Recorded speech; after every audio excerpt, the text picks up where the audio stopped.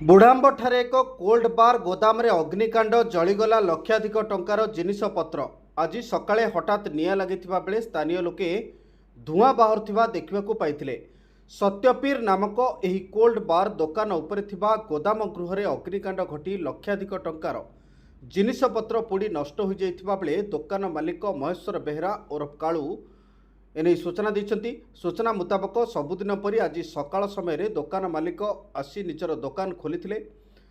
सकाळे दोकान आगरे थिबा चंदिन रे बसथिबा किछि लोक उक्त गोदाम घर धुआं बाहरुथिबा देखिबाकू पाइथिले। दोकान मालिक को एने खबर देइथिले।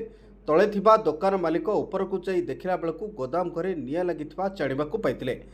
तत्क्षणात से कविसूर्यनगर दमकल बाहिनी को खबर देइथिले। तेबे दमकल बाहिनी घटनास्थल में पहुंची स्थानीय लोकों सहायतार निआं को आयत्त करथिले। तेबे सेतेबेलकू सबु जिनिसपत्र पोड़ी नष्ट हो जाइथिला। तेबे अग्निकांडर कारण जଣା पड़ि नथिबा बेले सर्ट सर्किट रु अग्निकांड घटिथिबा संदेह करा जाउछि।